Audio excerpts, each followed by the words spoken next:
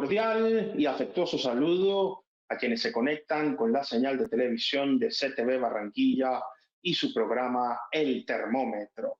Como siempre, es un verdadero placer estar con ustedes para analizar los grandes temas de la actualidad informativa local, regional, nacional e internacional. Hoy con varias noticias que tienen a la comunidad bastante preocupada. Y decimos la comunidad porque este término suele emplearse para referirse a miembros cercanos a asociaciones de vecinos o personas que comparten un espacio territorial, pero todos los colombianos hacemos parte de una gran comunidad de comunidades que constituye la sociedad que integra nuestro gentilicio. Nuestra identidad, como siempre resaltamos aquí, está integrada por cada uno de nosotros como individualidad que conforma una totalidad. Y si alguien sufre un atentado violento, debería, independientemente de las cualidades, dignidades o parentescos que sostenga, preocuparnos evidentemente a todos. Donde exista un colombiano, se debe garantizar la paz y la tranquilidad. Esos valores institucionales se deben recuperar, restaurar, promover y principalmente proteger, no solo por nuestra fuerza pública, sino por todas las instituciones. En estos días se conoció un atentado en una vía entre el departamento del Cauca y el departamento del Valle del Cauca, específicamente en Jamundí, contra el padre y un sobrino de la vicepresidente de los colombianos, Francia Márquez.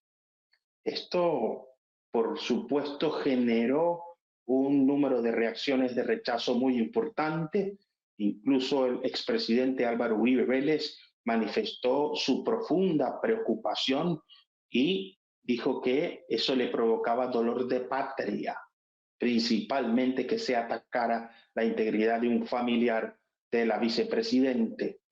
Al mismo tiempo, el presidente de la República, Gustavo Petro, rechazó este accionar de un grupo al margen de la ley y, por supuesto, la misma afectada ha dicho encontrarse muy preocupada por la seguridad de su familia. Entre tanto, la gobernadora del Valle del Cauca, Dilia Francisca Toro, condenó los hechos y solicitó mayor protección a los miembros de la fuerza pública para la ciudadanía.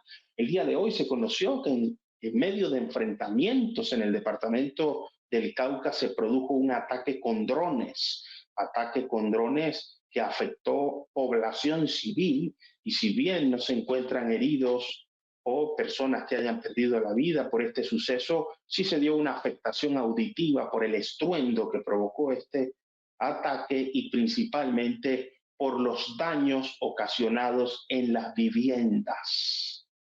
La situación del país está bastante compleja.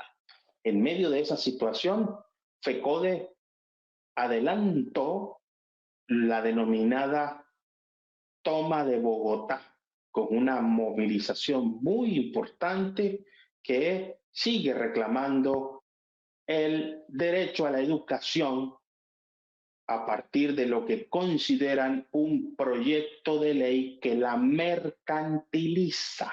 Se está intentando, en términos de los directivos de la Federación Colombiana de Educadores, mercantilizar la educación pública. Y frente a esto, están activamente movilizados, motivados para solicitar que este proyecto que marcha en el Congreso de la República se hunda, no surta el trámite y se presente otra iniciativa que reconozca los planteamientos, las solicitudes y lo que están pidiendo los profesores en Colombia.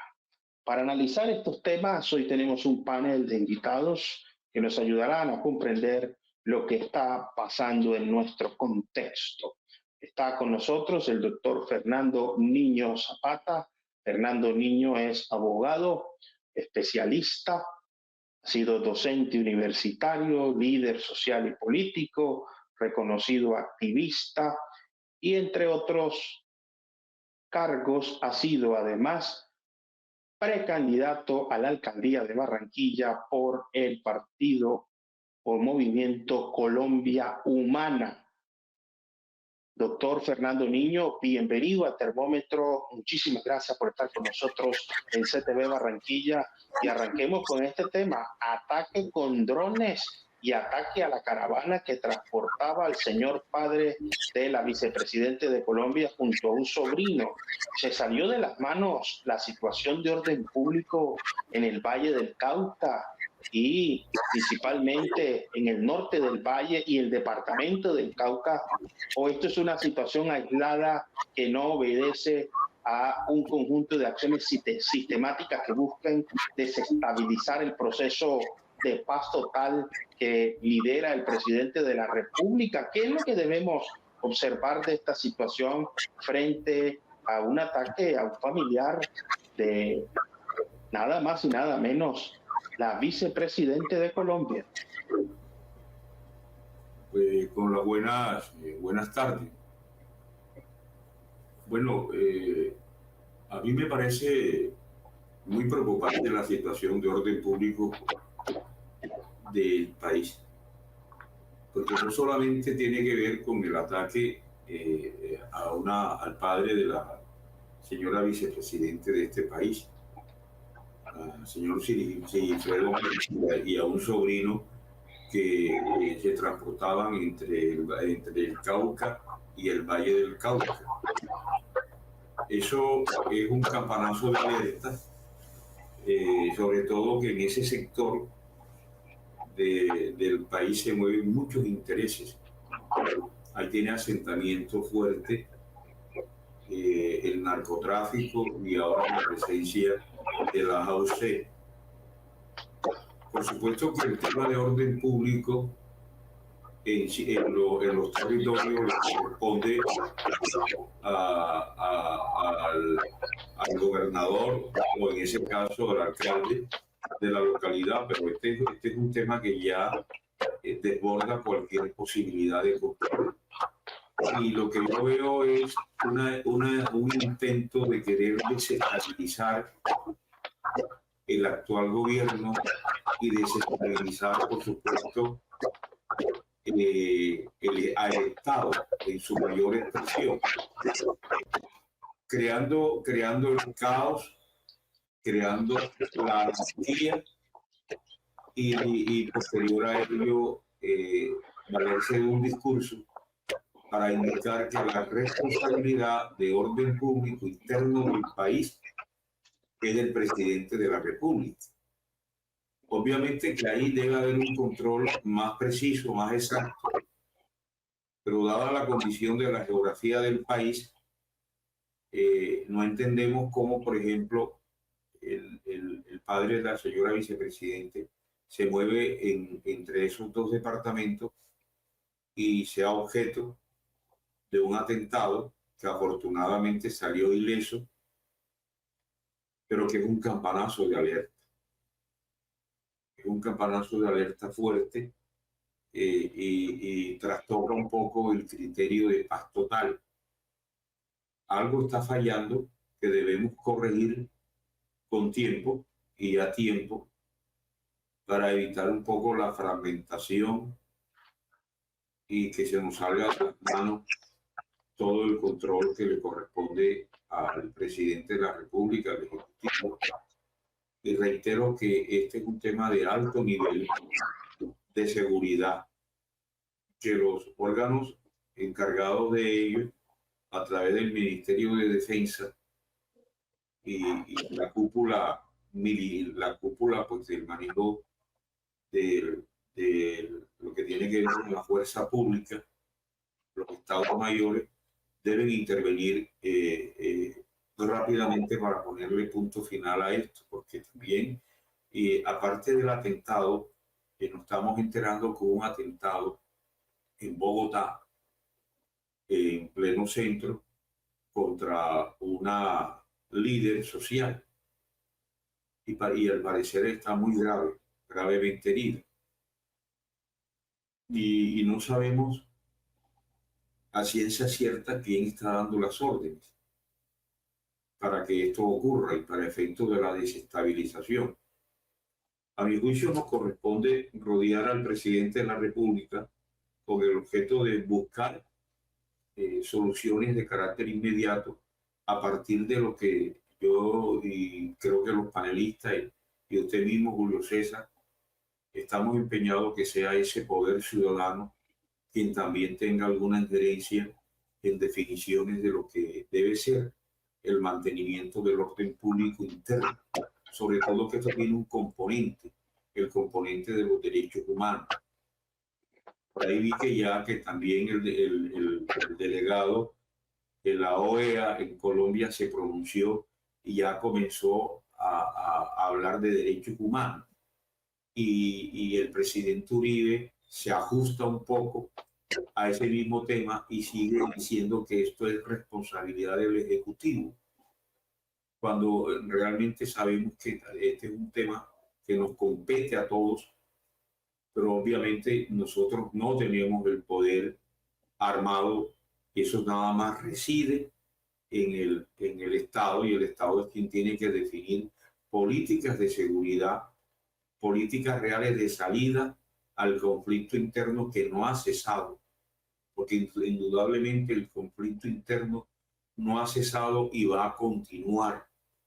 Y lo que se puede ver como extracto de todo esto es que hay unos intereses para que el país realmente no se enrute hacia una paz definitiva y duradera. Creo que ese sería un primer análisis para nosotros entrar ya en los detalles, porque me parece de mucha importancia que hagamos estos análisis y cómo, por ejemplo, el padre de la señora vicepresidente se moviliza por estos sectores sin ningún tipo de protección. Solamente va un carro blindado, pero tiene que ir acompañado de una fuerza que le garantice por lo menos la vida, sobre todo en un departamento como el Cauca, donde hay multiplicidad de razones u orígenes de la violencia, porque ahí se conjugan paramilitarismo que está asociado al narcotráfico, ahí también hay unas disidencias interesadas en que se le tenga en cuenta.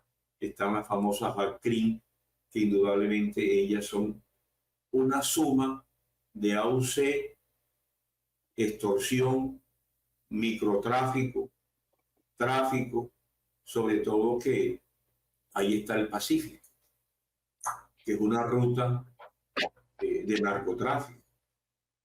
Y fíjese que tocaría indudablemente que en un consejo de máxima y alta seguridad se definan los caminos, sin que esto signifique una confrontación armada, porque la confrontación armada, a pesar de que eso reside en el jefe del Estado, puede conducirnos a un caos de orden interno y que podríamos terminar quizás en un golpe de Estado que al final creo, a mi juicio, que es lo que se pretende para arrebatarle a los sectores progresistas el manejo del Estado y enrutarnos o conducirnos hacia sitios de desarrollo integral, pero ya en armonía. Los colombianos no hemos entendido que tenemos que tener y admitir las diferencias, y con esas diferencias es que se construye una verdadera democracia. Yo dejaría hasta ahí para posibilitar pues que el panelista, el doctor Ronald Valdés, pues haga sus intervenciones y usted haga sus comentarios, pero sí, de verdad, es muy preocupante la situación real del país. En medio de esta información, la Policía Nacional ha ofrecido una cuantiosa recompensa por información que permita esclarecer las circunstancias de modo, tiempo y lugar de la ocurrencia de esta agresión y, por supuesto, determinar las responsabilidades a que haya lugar.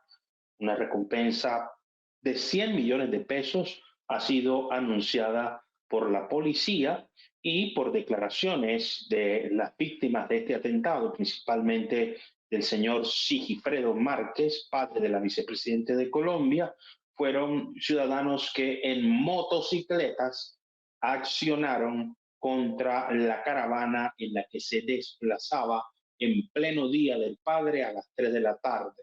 Por la maniobra del conductor pudieron resguardarse en una estación de policía cercana y evitar que los disparos causaran lesiones a quienes iban en el vehículo.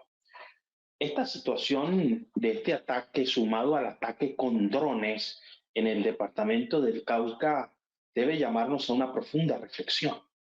Una reflexión que involucre a todas las esferas y las capas del tejido social. No se puede responsabilizar a una sola persona, llámese alcalde o gobernador, como está ocurriendo cada vez que suceden cosas que lamentar. Los mandatarios locales se escudan diciendo que el ejercicio de la seguridad y la toma de decisiones en política pública para defender a la ciudadanía se debe tomar desde el Ejecutivo, y el Ejecutivo señala a los mandatarios regionales. Es hora de articular. La gente lo que está esperando es soluciones y salir de esa zozobra, no solo en el departamento del Cauca, ni en el norte del Valle, en todo el país. Está con nosotros el doctor Porfirio Castillo Zamora. El doctor Porfirio Castillo Zamora es abogado, especialista, líder social y político, ha sido secretario en el distrito de Barranquilla, por supuesto también candidato a la gobernación del Atlántico, entre otras dignidades, panelista habitual de este programa. Doctor Porfirio Castillo Zamora, bienvenido nuevamente al Termómetro. Muchas gracias por estar con nosotros en CTV Barranquilla. ¿Y cómo entender esta situación que ya hemos analizado aquí, pero que en lugar de detenerse ha estado el ministro, el presidente, han enviado equipos y la cosa se acentúa? Lo último es que esto parece que fuera Ucrania, que ya se están utilizando drones y atacan nada más y nada menos que una caravana con carros blindados, con protección de seguridad al padre de la presidente. Imagínense lo que puede vivir un ciudadano que no tenga estos esquemas ni estas medidas de protección. ¿Cómo entender esto que está pasando? Se tiran la bola unos con otros y nadie resuelve el problema, doctor Porfirio Castillo Zamora. Bueno, saludos a Fernando, a Julio César y muy especialmente pues a la audiencia que nos dispensa su atención. Se me ocurre que estamos discutiendo algo que tiene que ver con el conflicto social en Colombia, del cual el conflicto armado es una expresión. Eso pues es lo que creo. Y se me ocurre también que vamos a discutir o a conversar sobre el tema de la legitimidad del Estado y los componentes aquellos de control territorial, el componente de monopolio de las armas, ninguno de cuyos cuales está en manos del Estado, para no decir lo que no debemos. Y un tercer tema es el conflicto social y sus,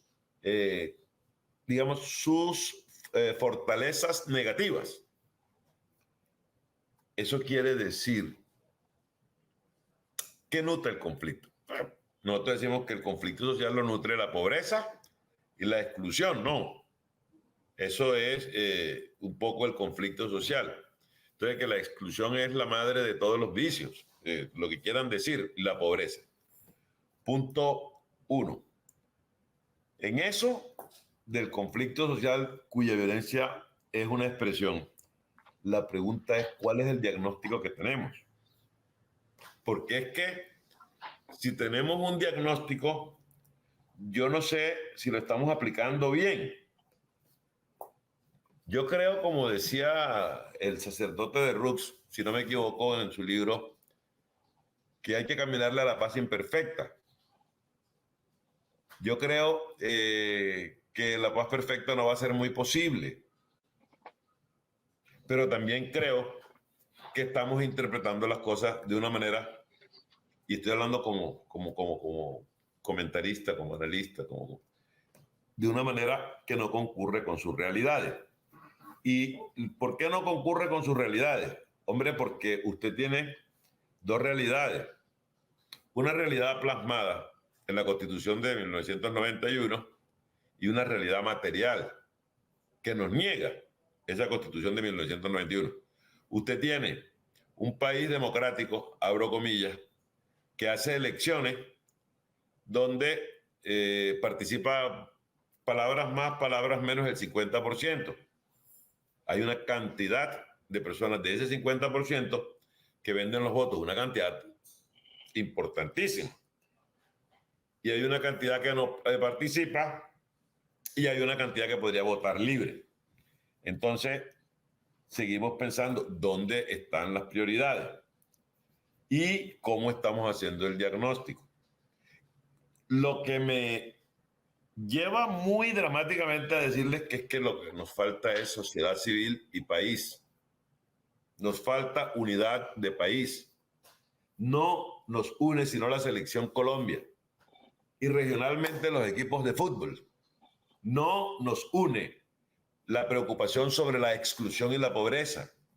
No nos une las altas tarifas de energía que pagamos. O sea, no nos une nada de eso y tampoco nos une la voluntad de salir con un diagnóstico del conflicto social que padecemos. La paz del presidente Santos, y yo lo voy a decir con respeto, pero yo lo digo como lo dice desde el principio, logró favorecerlo con un premio Nobel. No voy a criticar eso. Cuando uno quiere regalar medallas, la regala. Pero fue una paz no solamente imperfecta, sino que la que se hizo con quienes se hizo también fue imperfecta. Entonces, ¿por qué es imperfecta? Bueno, es que nosotros queremos hacer la paz, pero nosotros queremos cumplir con los estándares internacionales. Así de sencillo. Pero usted va a los estándares internacionales y no se encuentra las características de sociedad que tenemos, de conflictos que tenemos. Entonces, ¿cómo aplicarle a esos estándares internacionales unas realidades tan agresivas como las que se dan en el conflicto en Colombia? Conflicto donde el otro componente es el de la corrupción. Y la corrupción no es simplemente el hecho de que no robemos o sí robemos. Casi puedo decirle que es corrupción el hecho de poder, voy a decir una cosa que me va a costar, de poder ver lujos extremos en animales, en objetos, al lado de niños sin comida, de hospitales sin capacidad de atender. Todo eso nos muestra cómo estamos. Y si somos capaces de diagnosticar honestamente, honradamente, de manera transparente, las aristas del conflicto, porque desde este punto de vista, solución política a un conflicto, créanme que la dio el Frente Nacional, que produjo otros efectos, los que quieran. No voy a discutir eso, pero habían dos partidos matándose. Se hizo un diagnóstico, se tomó una decisión y los dos partidos se dejaron de matar. Eso le trajo la paz al país por un tiempo. Luego el conflicto social volvió a salir. Entonces ahí tenemos nosotros que definir qué es lo que queremos como país, cuál es el diagnóstico del conflicto y si somos capaces de sentarnos a buscar una solución. En el Cauca, droga, o sea, lo que llaman narcotráfico, no drogas prohibidas, minería ilegal, sicariato. ¿Cuál es la prioridad allí que debe enfrentar el Estado? ¿Cuál es la prioridad? Tenemos la droga y tenemos el sicariato, la muerte. Implacable. ¿Saben qué? Yo dije hace 2 o 3 días en algún lado que es que a mí no me llenaban de alegría esas noticias de que incautamos 1.500 toneladas de droga, porque yo tengo claro que la lucha contra las drogas desde ese punto de vista está perdida, porque yo tengo claro, por lo menos para mí, puedo estar equivocado, que en la prohibición está el negocio, porque yo tengo claro, o por lo menos para mí, que se debe regular, que se debe legalizar, que se debe despenalizar y tratar como un problema de salud pública. Yo tengo claro eso. Si eso es lo que yo creo, y adicionalmente creo que eso es lo que le da muchísima plata al conflicto, entonces yo debería pensar seriamente qué es lo que priorizo. Si priorizo andar gastándome cantidades de plata en decomisar la droga, o si priorizo gastar cantidades de plata en atacar a las bandas sicariales, por ejemplo.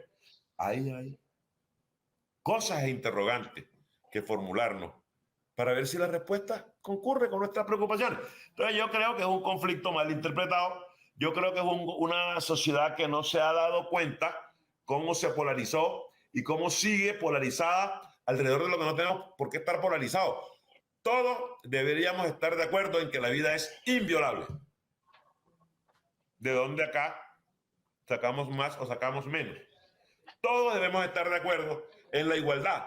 Todos tenemos una constitución para respetar. Señores, aquí la pelea es entre los privilegios de quienes los tienen y la escasez de quienes carecen de derechos. Entonces, ahí hay un problema. Pero por muy claro que tengamos el diagnóstico de la pobreza y la exclusión, señores, el Estado tiene que salir a recuperar el territorio, el Estado tiene que buscar el control, el monopolio de las armas, y el Estado tiene que materializar los fines de la Constitución del 91. Esa es la interpretación, y aquí no estamos haciendo eso. Todos los días encontraremos un nuevo atentado. Ayer fue, mire, la emergencia también forma parte de esa tragedia nacional que también genera conflictos. Señores, hay que pensar bien dónde establecemos la prioridad, en el decomiso o en la defensa de la vida. Hay que pensar bien cómo solucionamos el problema, el conflicto social, y hay que pensar bien cómo nos reconstruimos como sociedad, porque les cuento que estamos bastante maltrechos. El tema ha provocado palabras de la afectada, y principalmente es la vicepresidenta de Colombia, Francia Márquez, quien ha dicho textualmente: me duele el corazón que justo en este día hayan atentado contra mi padre, refiriéndose a la celebración del Día del Padre. Afortunadamente, dice Francia Márquez, salieron ilesos del ataque y se encuentran bien. Manifiesto mi preocupación por la seguridad en el Cauca, Valle del Cauca, en el municipio de Suárez y el corregimiento de La Toma, así como por la seguridad de mi comunidad y mi familia. Lo que pasa en el Cauca debe preocuparnos a todos los colombianos, sobre todo quienes estamos en regiones como la costa atlántica, que solemos ver a este tipo de territorios como departamentos alejados, apartados y para algunos hasta extraños. Aquí se requiere verdaderamente una política social y pública que rescate la identidad colectiva, entender que nuestra fortaleza está en la diversidad, en la pluralidad, en el reconocimiento de las comunidades, y que eso es lo que hace más grande este país. No es un país megadiverso solamente en especies de ranas, de sapos, de reptiles y de aves, como ninguno en el mundo. Somos diversos por la cultura, las tradiciones, los principios, los valores, el talento, el talante de nuestra gente, de las comunidades, independientemente de sus vínculos ideológicos o políticos. Miren, y este es un mensaje para ustedes. A los que son uribistas, ¿no tiene usted un amigo petrista? Y deja de ser su amigo porque piense diferente. Y a los que son petristas, ¿no tiene usted un amigo liberal, conservador, de otro pensamiento? Así como celebramos desde aquí el triunfo y la primera estrella del Bucaramanga, tenemos amigos que son hinchas de Santa Fe y lamentaron, y estaban con su parcialidad, pero no dejarán de ser nuestros amigos porque nosotros seamos del Junior. Todos juegan en el mismo campeonato nacional, que hoy la selección Colombia nos representa con lujo de detalles, y esperamos que le vaya muy bien en la Copa América. Pero así como el deporte nos une como decía el doctor Porfirio Castillo Zamora, deben unirnos nuestros principios, nuestros valores. Está con nosotros el doctor Ronald Valdés Padilla. Ronald Valdés Padilla es abogado, especialista, magíster, líder social y político, reconocido y destacado líder de la comunidad afrodescendiente a nivel nacional, y ha sido candidato además a la alcaldía de Barranquilla por el partido ADA, entre otras dignidades. Doctor Ronald Valdés Padilla, bienvenido al Termómetro. Muchas gracias por estar con nosotros en CTV Barranquilla. Y usted que conoce muy bien esa zona, que conoce muy bien el entorno de la vicepresidente de los colombianos, y volvemos a insistirlo aquí, como ha aclarado la RAE, tanto vicepresidente como vicepresidenta está bien dicho. La vicepresidenta de los colombianos, ¿en qué condiciones está, más allá de lo que ha dicho? ¿Cuáles han sido las medidas, más allá de estos 100 millones de pesos que ha ofrecido la Policía Nacional? ¿Y cómo entender que ha estado el presidente, el ministro, batallones? El presidente dijo, si es guerra, y ya están usando hasta drones en el Cauca, doctor Ronald Valdés. Sí, buenas tardes, Julio César, para ti, para el doctor Porfirio, para el doctor Fernando y para quienes nos ven. Efectivamente, en el día de ayer, pues, se presentó un atentado criminal, rechazable de todo punto de vista. Afortunadamente, el papá de la señora vicepresidenta, su sobrino, y los señores que prestan seguridad, pues, lograron salir ilesos. Dios estuvo con ellos y yo creo que eso es lo primero que hay que dar gracias.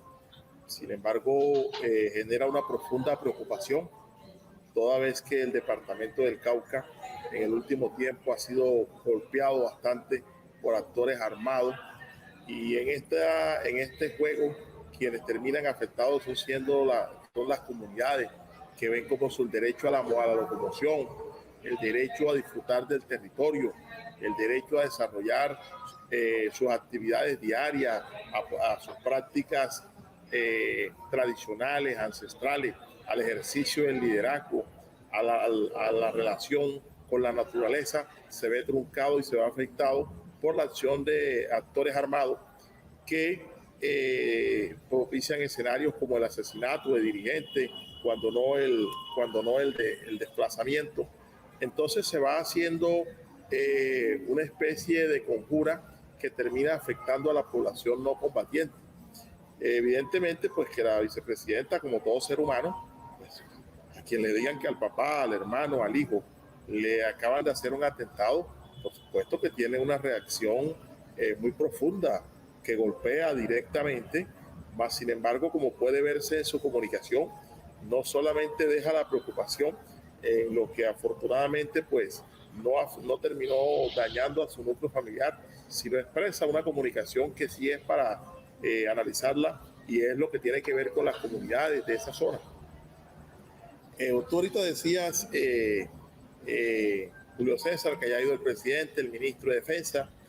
Mira, el problema del Cauca tiene problemas estructurales, que yo siempre he dicho que pasa por un diálogo directo y profundo por las comunidades, pasa por garantizar el autogobierno, que las comunidades construyan su modelo y sobre esa base logren pacificarlo, el fortalecimiento de las medidas tradicionales de protección colectiva.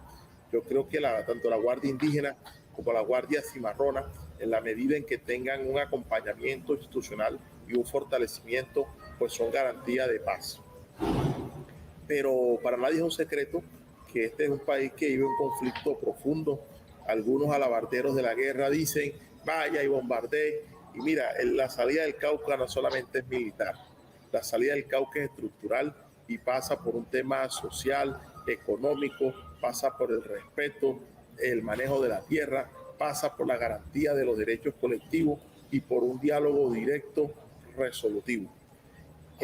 También tenemos que decirlo, la propuesta de paz que ha venido liderando el gobierno nacional en aras de silenciar los fusiles no puede ser aprovechada por algunos actores armados para rearmarse, para establecer estrategias de reagrupamiento o para atemorizar a la población. Yo creo que en eso sí hay que ser directamente claro, y el presidente la última vez pues lo dejó lo dejó sobre el tapete, en el sentido de que es necesario. Yo creo que ya no es una exigencia siquiera del gobierno, sino de gran parte de la sociedad colombiana, pues que se defina o hay un compromiso real para cesar la guerra y avanzar en las grandes transformaciones que remuevan las causas de ese conflicto, o definitivamente pues se eterniza la guerra con las consecuencias que todos sabemos. ¿Cuál es el problema aquí? Que en Colombia hasta ahora se han atacado los efectos, no las causas, y evidentemente pues la causa del conflicto es la profunda desigualdad que tiene el país. Bastaría que uno tomara esas carreteras, porque alguna gente, Julio César, ve la guerra por televisión o la ha transmitido, pero bastaría que uno transitara esa carretera para ver las enormes desigualdades que hay, las brechas profundas entre la zona rural, por ejemplo, y las zonas urbanas. Y no es que estemos descubriendo, cuando hablamos de las brechas profundas, no estamos descubriendo nada nuevo. Lo que estamos diciendo es que en los últimos años han sido pocas las acciones o las políticas estatales dirigidas a generar esas condiciones, a generar bienestar, a promover, a alejar a los jóvenes de la guerra. Muchos se mufan y se burlan, pero yo sigo insistiendo, el programa Jóvenes en Paz hay que materializarlo, hay que llevarlo a cada rincón del país, porque no se olvide que gran parte de los actores armados no solamente el reclutamiento forzoso, sino también realizan estrategias que cautivan a los jóvenes para que los jóvenes se vuelvan en máquina de terror. La guerra, como dijo alguien, es un asunto que definieron los políticos y los viejos, pero las mayores víctimas son los jóvenes. Son las comunidades, son las familias que se destruyen, que tienen que desplazarse y venir a las grandes ciudades. Eso tiene que evitarse. Y yo también comparto, mira, la negociación política para acabar el conflicto no debe tener color político. Aquí hay que profundizar el pluralismo, la democracia. No porque alguien piense, tengo una idea política distinta a la mía, pues debe desaparecer.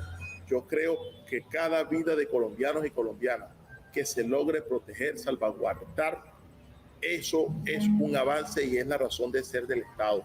Como también creo que los diálogos con estos grupos hay que nacionalizarlos, pero hay que ponerle tiempos, hay que exigir resultados. La negociación no puede durar la misma década que lleva la guerra.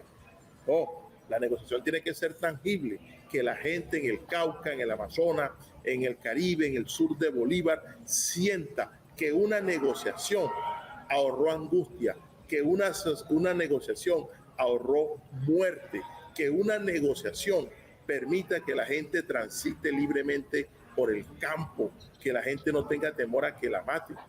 Y Julio César, voy sintetizando con esto, mira, no podemos permitir que la irregularidad, el desconocimiento del derecho de la guerra, del derecho internacional, se haga costumbre. No olvídese que hay unas obligaciones tanto del Estado como de estos grupos en la salvaguarda de los derechos colectivos.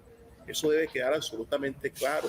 La población no combatiente no puede ser afectada, no puede ser tomada como escudo, ni puede pretender golpeársele o seguirla matraqueando para ganar ventaja en una negociación. Va llegando el momento, pues, de poner las cosas sobre la mesa y algunos grupos no entienden que la oportunidad histórica que ellos tienen de negociar, de reinsertarse a la vida civil, de resarcir a las víctimas, de pagar por sus crímenes, pero también tener una segunda oportunidad, es ahora. Parece que hubieran olvidado que en el pasado las medidas de fuerza, la mano militar cerró las vías de la negociación, con todas las implicaciones que eso tiene. Parecería que hay quienes están empeñados en que los perros de la guerra vuelvan a acercarse a las costas colombianas. Parecería que quienes hacen de la guerra un negocio no les importa el futuro de este país.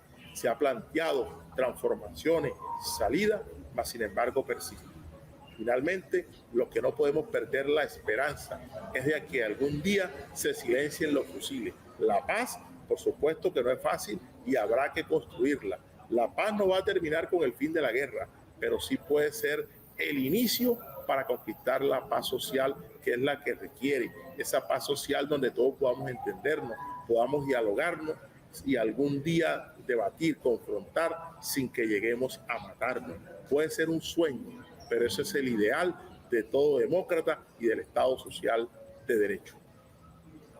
En este contexto, desde aquí, debemos decir que rechazamos contundentemente este atentado en el Día del Padre. Y más allá de la fecha, en la persona de un colombiano. Porque aquí debe estar el mensaje para todos. Sí, se trata del progenitor de una alta dignataria de nuestro Estado colombiano y una líder muy importante de la sociedad. Pero aquí deben dolernos todos los colombianos que padecen ataques de delincuencia común, crimen organizado e instituciones al margen de la ley. Todo aquel que sufra o sea víctima de una agresión de cualquier orden debe ser protegido por el Estado y se deben aclarar las situaciones o las circunstancias en las que se cometen delitos que atentan contra la integridad física, moral e inclusive emocional, psicológica y por supuesto en los ataques a la honra y los bienes de los colombianos. Toda nuestra solidaridad con la vicepresidenta de la República, Francia Márquez, y esperemos que situaciones como esta no vuelvan a ocurrir. Así como lo escuchan, no es una cosa utópica. Aquí hay que exigirle no solo a la fuerza pública, sino a la sociedad civil tomar posición frente a la solución del problema. Rechazos contundentes, pero también acciones y decisiones es lo que nos aproxima a las soluciones. A partir de este momento, sube la temperatura en el termómetro. La Federación Colombiana de Educadores, FECODE, ha realizado la denominada Toma a Bogotá. Los educadores se manifiestan en medio de un paro nacional en el que reclaman la forma como se está adelantando en el Congreso de la República un proyecto de ley estatutaria que afecta en sus términos la calidad de la prestación de la educación, del servicio de la educación, y exigen que el gobierno retire este proyecto de ley, que es lo mismo al hundimiento de la misma. En un comunicado han dicho: Colombia necesita un proyecto de ley estatutaria que reglamente a la educación con carácter pedagógico, reflexivo, crítico, inteligente, justo lo contrario a la oposición, que fue la que propuso las enmiendas. Aquí seguiremos en la lucha, en el paro nacional por la educación. Paro nacional por la educación. En medio de estas intensas actividades ha sido lesionada una líder manifestante con armas blancas, entre otros maestros que participaban en la movilización, al tiempo en el que también se han destruido algunas estaciones de Transmilenio. Doctor Fernando Niño, los docentes exigen, reclaman que se saque de circulación ese proyecto, que sean tenidos en cuenta y que sus voces sean incorporadas en el modelo pedagógico que se plantea para la nación. Más allá de las lesiones y de los daños en las manifestaciones, ¿hacia dónde irá este paro nacional por la educación al que llama FECODE? Bueno, yo voy a traer aquí una obra importante de León Tolstói, Guerra y Paz. León Tolstói, en el proceso, en la ocurrencia de la invasión de Napoleón a Rusia, en el texto del libro habló de la exploración del amor, de la política y fundamentalmente dirigida al ser humano. Nosotros creo que hemos sostenido a lo largo de estas intervenciones que dentro de lo que se proyecta como un Estado reformista, transformador, progresista, se impone el diálogo.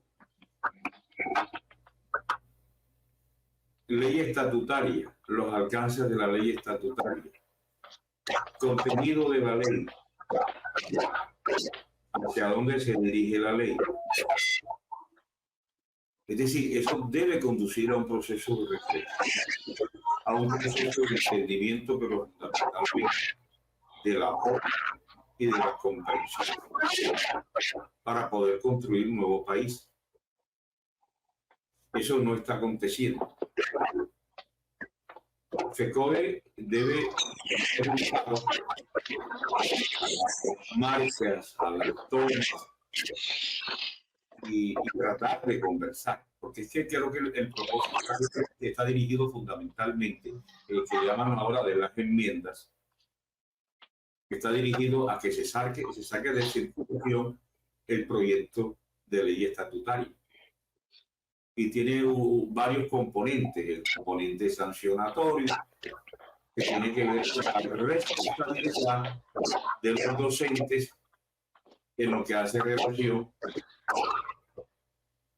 a el incumplimiento de la formación de los estudiantes. Y alguien decía, pero ¿cómo vas a exigirle tú a un docente que me chocó, que no tienen los elementos básicos logísticos para poder implementar una buena enseñanza enfocada hacia la ciencia, la tecnología, o por lo menos al conocimiento, frente a un estudiante que está en Bogotá? Ahí hay unas diferencias sustanciales. ¿Y cómo tú sancionas a un docente que no tiene allá los elementos pedagógicos para poder desarrollar una buena labor? El texto de las enmiendas incorpora ese elemento.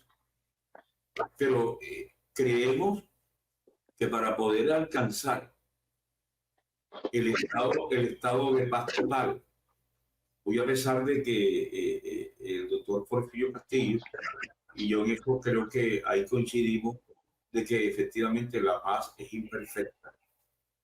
Porque fíjese el caso de Irlanda.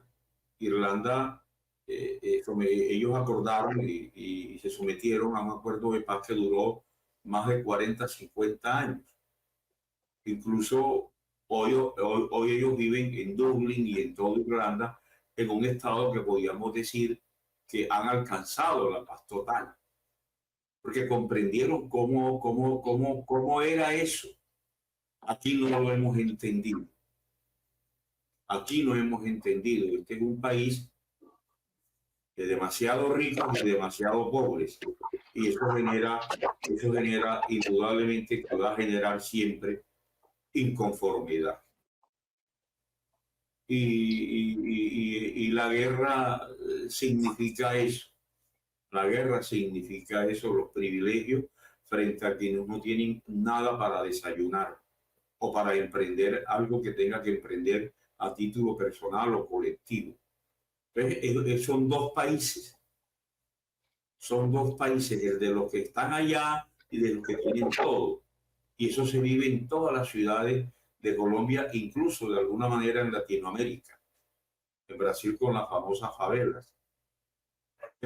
Debemos procurar, y creería yo que el hecho de estar, por ejemplo, tomándose Bogotá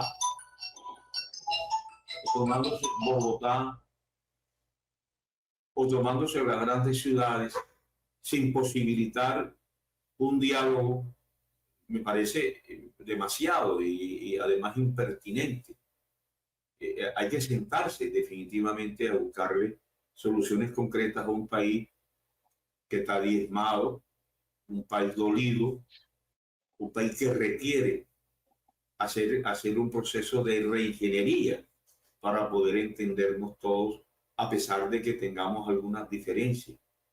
Y obviamente nosotros entendemos que la postura hoy de FECODE como federación se dirige a unas conquistas y a no perder lo que ellos por años han luchado y que hoy hace parte del acervo de esas conquistas históricas. Pero hay que hacer esfuerzos, hay que hacer sacrificios, que eso tiene que ser así. Y tenemos que enfocarnos hacia una política del amor, de la comprensión, porque todos estos temas indudablemente aterrizan en lo que tiene que ver con el proceso de paz interna. Yo anunciaba cuando empecé con la intervención la respuesta que ha habido en Bogotá cuando hoy atentan contra una dirigente comunal de Ciudad Bolívar, y creo que la dejaron en un estado bastante lamentable. Es decir, ese es el país que no queremos. Ese es el país que no conduce definitivamente a nada. No sé si en este momento podríamos llamar, y voy a decir cosas que quizás no caigan bien, que es un país con algún margen hoy de desestabilización en su orden público interno, y lo están consiguiendo. Lo están consiguiendo porque Mordisco lo señalan, porque las Batrín actúan, porque quién pudo haber atentado contra el padre de la presidente, y qué pasa allí, y qué componente representan esos de la violencia, qué pasó y qué ha pasado, por ejemplo, en Barranquilla, que siempre, permanentemente y en soledad, hay atentados y muertes precisamente por el tema del microtráfico, del narcotráfico, que se llama así, de la extorsión, que no podemos aislarlos los unos de los otros, porque el paro de FECODE se aprovecha y se introducen algunos elementos, se infiltran allí y puede convertir esto en que el objeto principal de la protesta se le salga de las manos a quienes están hoy en sus legítimas luchas, en sus legítimos reclamos, reivindicaciones.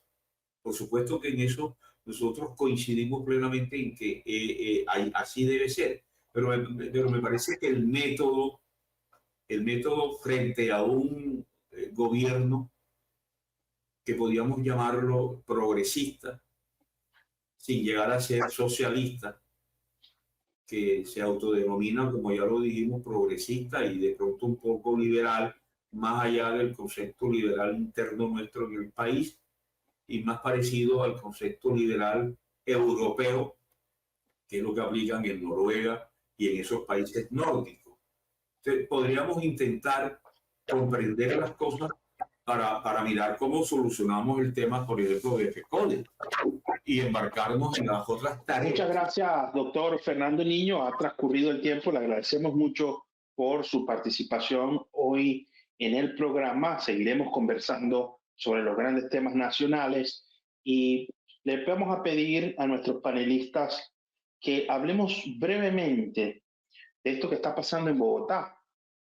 Han sido agredidos gestores de convivencia del distrito, de la capital de la República de Colombia, por manifestantes, actos violentos, turbas, utilización de arma blanca, daños en las estaciones, en el sistema de transporte.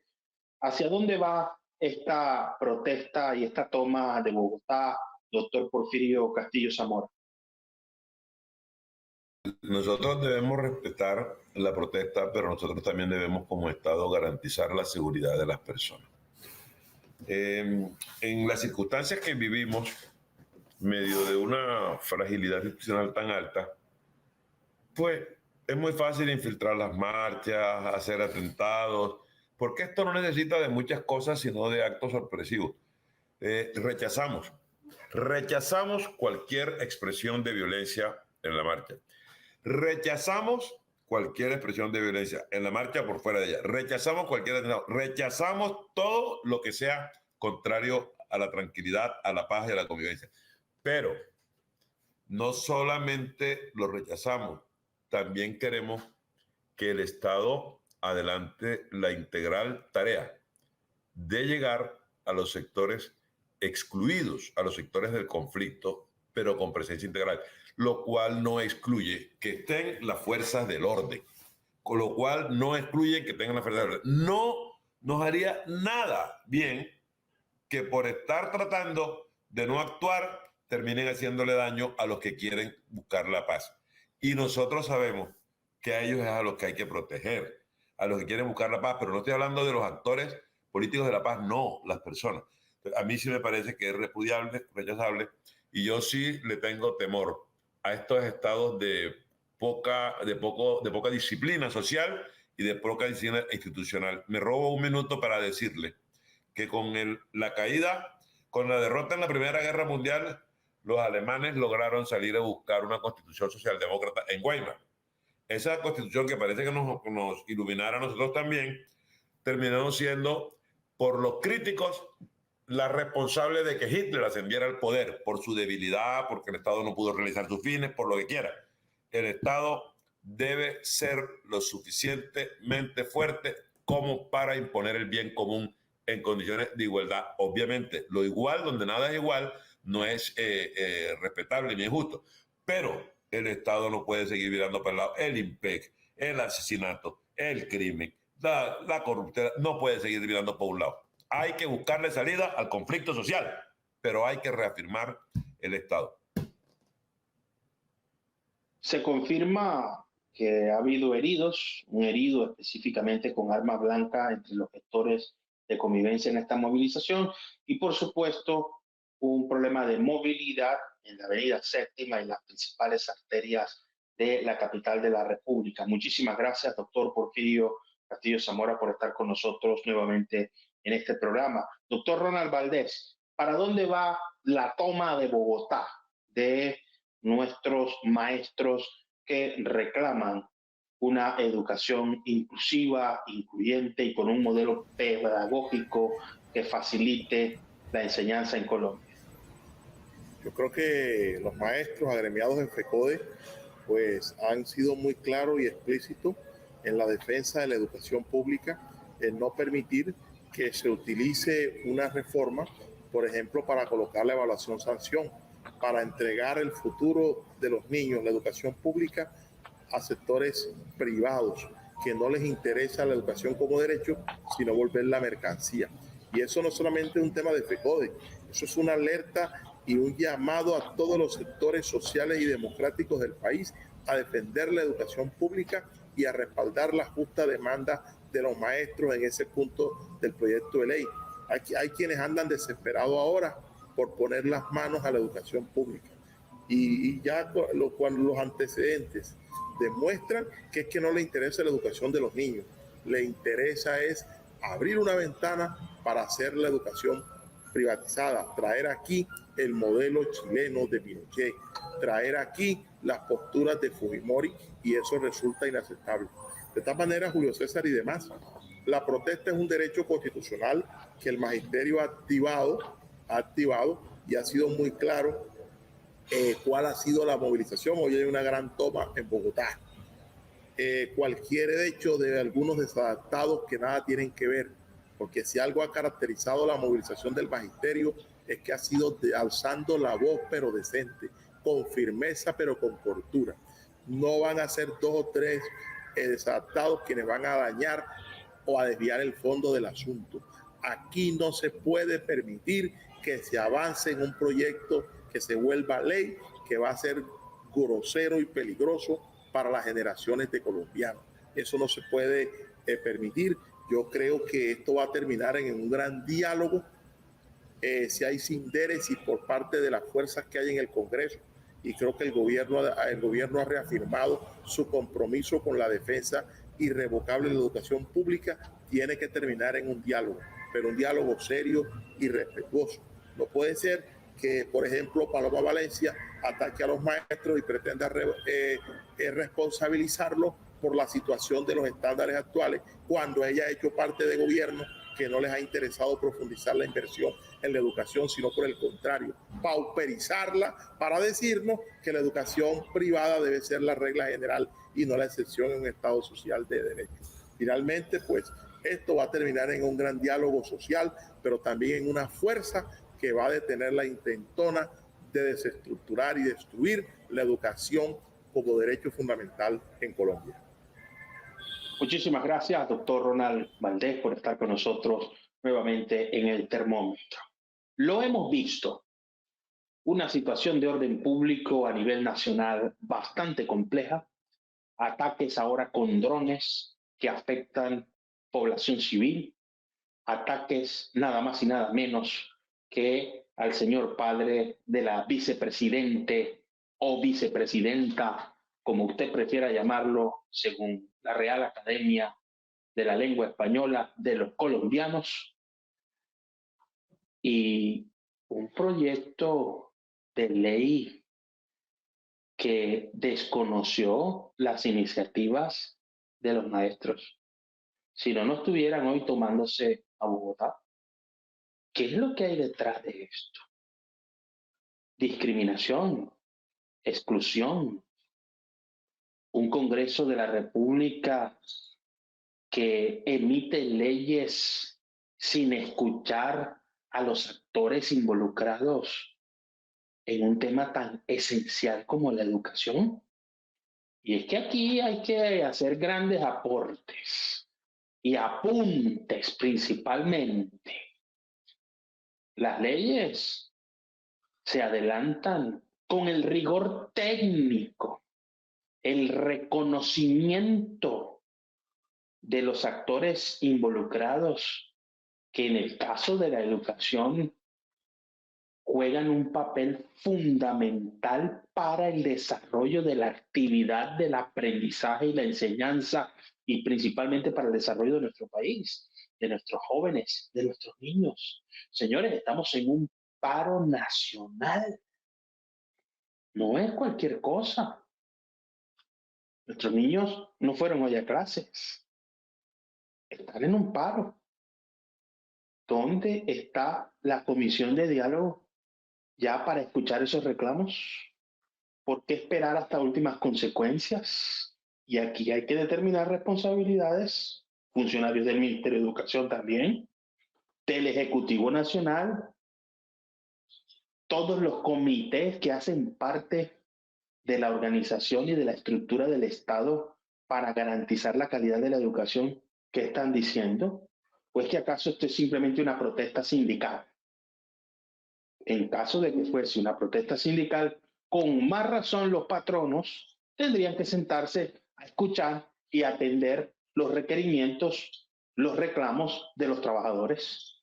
Desde aquí esperemos que no sea solamente un diálogo para conversar, que se tomen decisiones que beneficien a toda la ciudadanía y principalmente a los más jóvenes, a los más pequeños, a nuestros niños. Toda la solidaridad con la familia de la vicepresidenta de los colombianos, Francia Márquez. No olvidemos nunca esto. No existe yo sin nosotros. Lo mejor de todos para ti y lo mejor de ti para todos. Muchísimas gracias por estar con nosotros en el termómetro por CTV Barranquilla. Nos estamos viendo en todas partes.